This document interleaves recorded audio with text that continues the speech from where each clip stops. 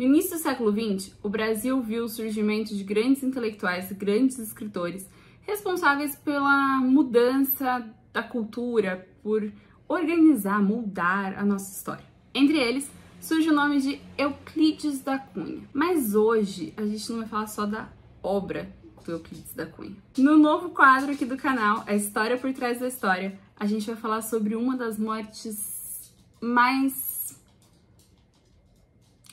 debatidas, talvez, do meio literário. Uma morte que traz consigo um embaraço de coisas e circunstâncias que deram origem à famosa Tragédia da Piedade. Eu sou a Flávia e sejam bem-vindos ao meu canal.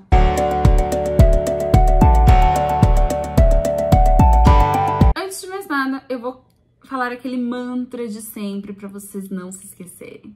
Deixe seu like, se inscreve no canal, ativa o sininho, não perde nenhuma notificação, compartilha com seus amigos e prepara, porque a gente tem hoje uma história de crimes reais. Euclides da Cunha nasceu em 1866, no interior do Rio de Janeiro. Desde muito jovem, ele sempre se mostrou muito intelectual, pensador da época, e destacava-se pelos estudos científicos e humanísticos. Com o tempo, então, ele vai para a área do jornalismo. Ele escreve, então, uma das suas mais importantes obras, se não a mais importante, que é Os Sertões. Os Sertões surge de um jornalismo literário pelo qual Euclides da Cunha era responsável por narrar esse período pós-proclamação da República e acompanhar os feitos do governo na região do Nordeste. Ele era casado com Ana Emília Ribeiro da Cunha. Ela, filha de um importante militar, que vai ser responsável também ali pela aproximação do Euclides da Cunha com o presidente na época, enfim.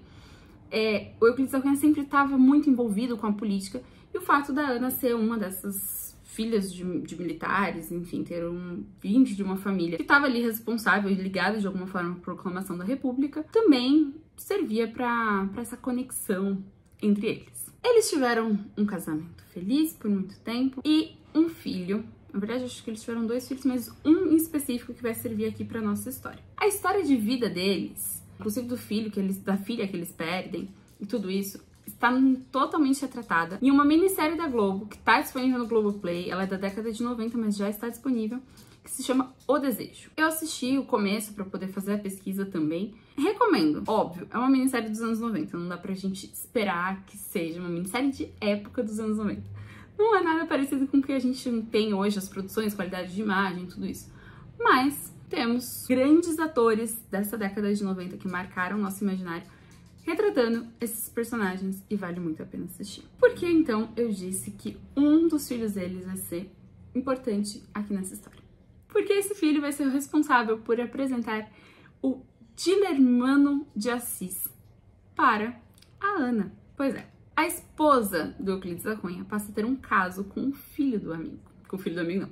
Com o amigo do filho. Com o Dilermano, que era muito mais jovem do que ela. E quando o Euclides descobre este caso, é quando a gente tem uma tragédia que vai abalar completamente a sociedade da época. Em 15 de agosto de 1909, o Euclides da Cunha confrontou o Dilermano. Tudo que eu pesquisei, eu já vi fazenda, já vi casa. Mas, o que acontece?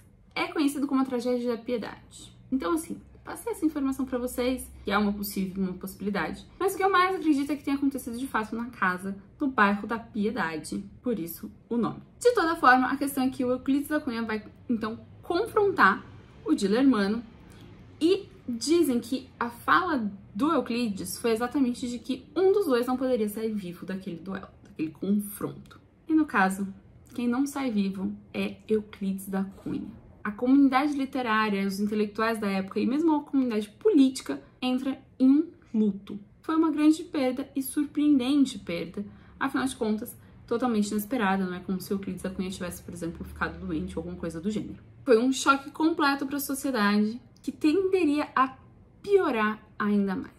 Isso porque a morte de Euclides da Cunha foi muito precoce, aos 43 anos de idade, mas ele deixou um grande legado pra gente. Um legado literário que chega até os dias atuais. Ele é considerado um dos precursores do jornalismo literário, comparado a um Truman Capote da vida, mas que, assim, a gente precisa pensar na questão da vida dele, da morte dele principalmente, para refletir sobre questões, por exemplo, de paixão, ciúmes e todas as complexidades da condição humana, especialmente quando a gente olha para o que vem depois. Eu vou deixar aqui na descrição todos os links, todo o material que eu usei de referência para pesquisa. Porque aqui eu tô trazendo, assim, ó, a síntese da síntese da síntese. Tem até um livro que foi publicado pelo próprio Dilermano, que eu não consegui a versão completa para ler, mas que, enfim, tem vários vídeos que foram produzidos e tal. Aliás, antes de eu continuar, é importante eu ressaltar isso. Um dos meus canais preferidos é um canal de True Crime, do Beto Ribeiro, Crime S.A. E foi lá que eu vi a primeira vez sobre essa história, com uma live com o Dr. Carlos de Farias. Por que eu tô falando isso? Porque além de ser uma das referências que tá aqui, foi dali que veio a inspiração de falar desse quadro, a história por trás da história, e trazer a vida de grandes autores que são marcadas ou por tragédias, ou por vários acontecimentos duvidosos, ou simplesmente a história que os inspira a escrever as suas histórias. E não vale muito a pena assistir a live, que é uma versão completa e muito mais detalhada do Dr. Carlos de Faria conversando e contando essa história com o Beto Ribeiro no canal Crime e Mistério S.A.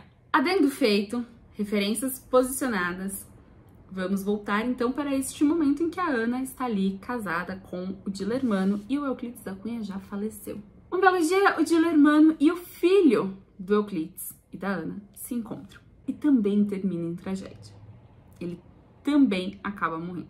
Isso gera em mim um conflito muito grande, porque é muito difícil a gente julgar o que se passa na cabeça de alguém, especialmente, por exemplo, da Ana, que é alguém que a gente não conhece, não é mesmo? A gente não tem a voz da Ana em momento nenhum nessa história. Porém, uma coisa que me marca muito nesse sentido é que ela trai, ela fica com a pessoa que matou o marido, e até aí eu faço um esforço pra entender e tentar me colocar no lugar dela e entender por que ela pensa dessa maneira.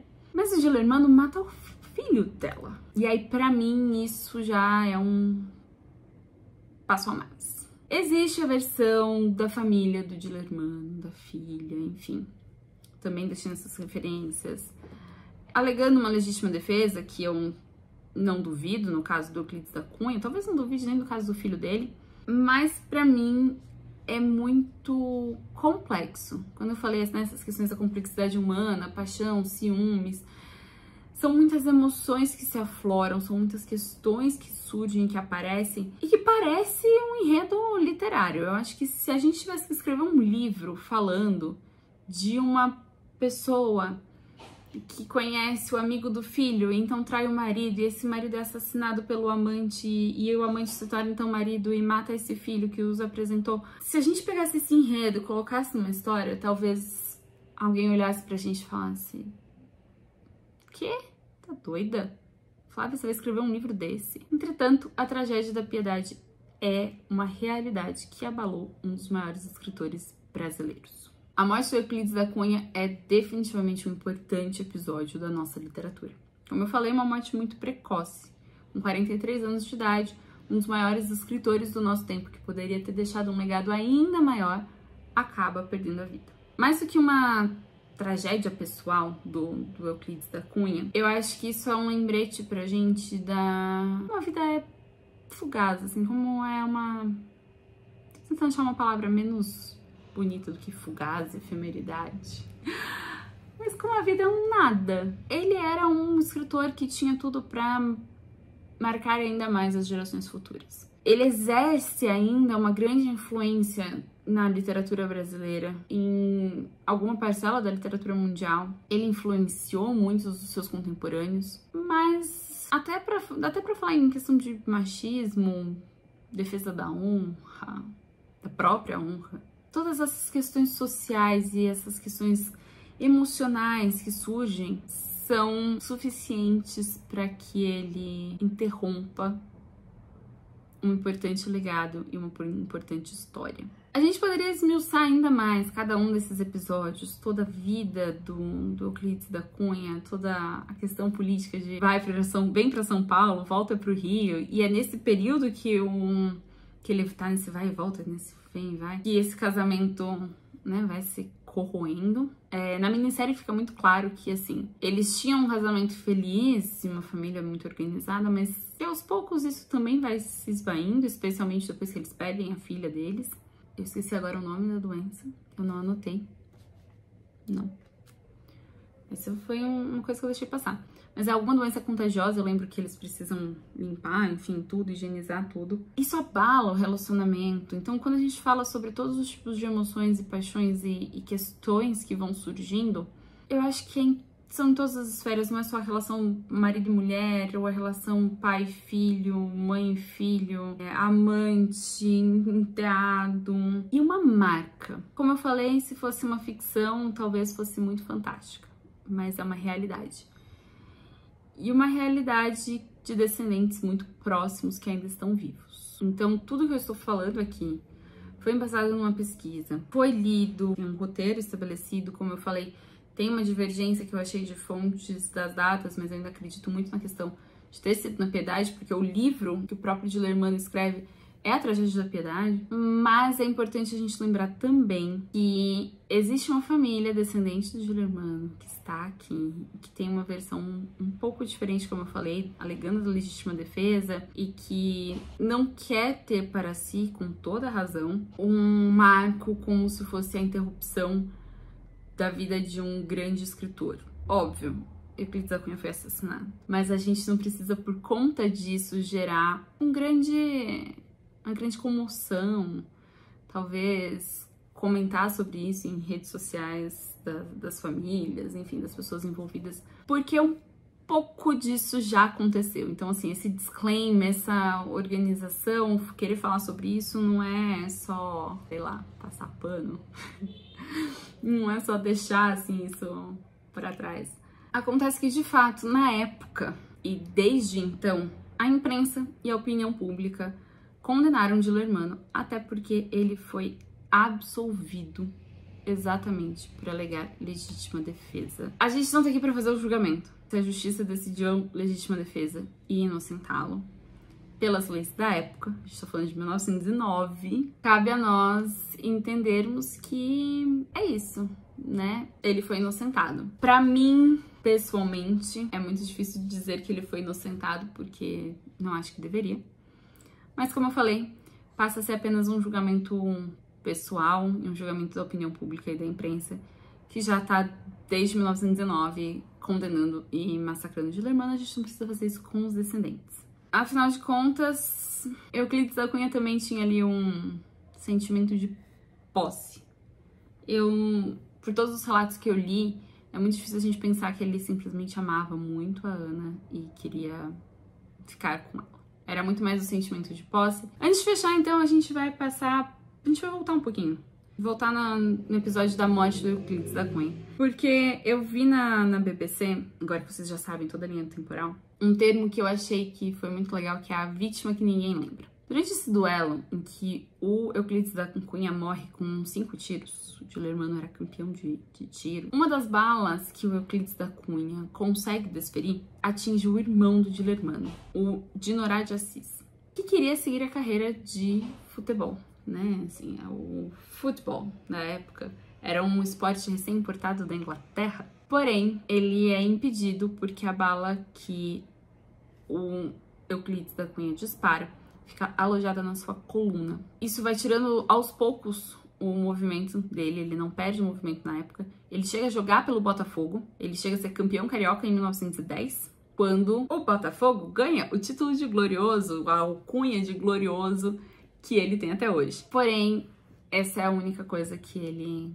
consegue fazer, é o único ano em que ele consegue jogar. E depois de ficar de fato paralítico, ele enfrenta uma depressão e em 1921 ele vai se suicidar em decorrência de tudo isso. Um depoimento da filha do Dilermano, eu vou ler pra vocês. Como eu falei, né, tem a versão sempre da família. Ela diz o seguinte: ele, referindo-se ao Euclides, praticamente matou o meu tio, que não tinha nada com a história. Ele ficou um trapo humano e se suicidou. Se jogou no Rio Guaíba e se afogou aos 32 anos. E essa é uma história que ninguém conta. Então, como eu falei, só vim pra corroborar essa ideia de que, assim, Obviamente nós estamos aqui tratando a história do Euclides da Cunha, o escritor, a história por trás da história, mas ele não era nenhum santo. Ele de fato também cometeu um crime e é muito difícil a gente se colocar nessa questão. No final das contas, depois que o filho do Euclides da Cunha e da Ana morre, a Ana e o Dilermano ainda vão ficar juntos por mais uns 10 anos, mais ou menos, e quando ela estava por volta dos 50 anos, eles de fato se separam, quando o Dilermano se apaixona por uma mulher mais jovem, a Marieta. Inicialmente a família da Marieta não aceitava esse casamento, né? Afinal de contas ele também já era uma pessoa divorciada e tinha todo esse histórico e tinha toda essa questão de ter sido o assassino do Euclides da Cunha. Mas dessa segunda união da Marieta e do Dilermano nasce a Dirce, que é essa filha que eu mencionei pra vocês, que fala sobre o pai e que busca uma justiça histórica. O título da matéria da BBC, que foi onde eu li os depoimentos dela, menciona muito essa ideia de uma justiça histórica, por tudo que eu mencionei já, de como ele já foi condenado. A Dirce, ela nasce por um acaso. A Marieta não queria ter filhos, o Dilermano não queria ter filhos, talvez até por todo o histórico. A Marieta interrompe algumas vezes as gravidezes que ela tem antes, mas quando ela engravida de novo da Marieta, o médico a impede.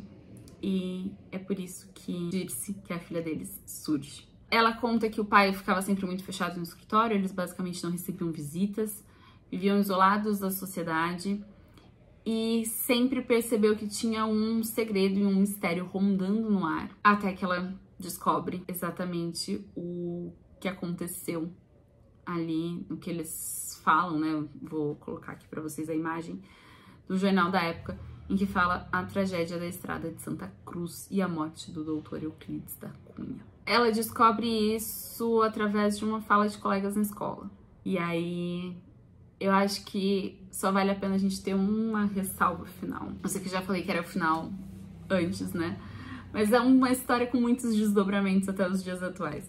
Mas eu acho que essa ressalva final, como professora, eu preciso fazer de como a escola pode ser um ambiente hostil. E de como aquela menina que era orgulhosa do pai descobre de uma maneira muito difícil o passado. E que ela diz que até hoje ela se sente muito culpada. Da forma como ela se desligou do pai, ao mesmo tempo que ela se sente culpada por tudo que aconteceu, assim, né, os desdobramentos que foram acontecendo. E vive numa família em que não existiu casamento. A Ana, ela morre em 1951 e só então a Marieta e o Dilermano podem se casar. E o Dilermano morre também em 1951, no ano em que ele publica o livro A Tragédia da Piedade, Mentiras e Calúnias da Vida Dramática de Euclides da Cunha. Esse livro é um manifesto de autodefesa dele, em que ele diz que foi um erro que ele cometeu aos 17 anos, quando se apaixonou por uma mulher casada. Enfim, não tô aqui pra passar pano nem pra Ana, nem pra Marieta, nem pro Dilermano, nem pro Euclides da Cunha. Eu acho que a Dirce talvez seja a única vítima, de fato, ali. O tio dela, que vai sofrer de uma depressão, não tinha nada a ver com a história, e toma o tiro. Mas eu acho que dentro dos relacionamentos, todos eles têm o seu traço de toxicidade, todos eles têm a sua culpa, todos eles trazem, de alguma forma, marcas de um crime, ou de vários crimes, né? Afinal de contas, 2 pessoas morreram e outras gravidezes foram interrompidas. Prometo que os próximos não serão tão pesados assim. Eu já comecei com o mais pesado, que além de ter sido que deu origem à ideia do quadro, a gente já pesa o clima agora. E eu prometo que as próximas histórias por trás das histórias que a gente conhece tem muito mais um quê de fofoca. Não queria usar essa palavra, mas é isso. Afinal de contas, um livro não é uma grande fofoca? Então não se esqueça de deixar o seu like, o seu comentário, se inscrever aqui no canal, ligar o sininho, não perder nenhuma notificação. A gente tem um vídeo por semana, 2 lives por semana, quando tudo dá certo no cronograma. Um beijo, tchau!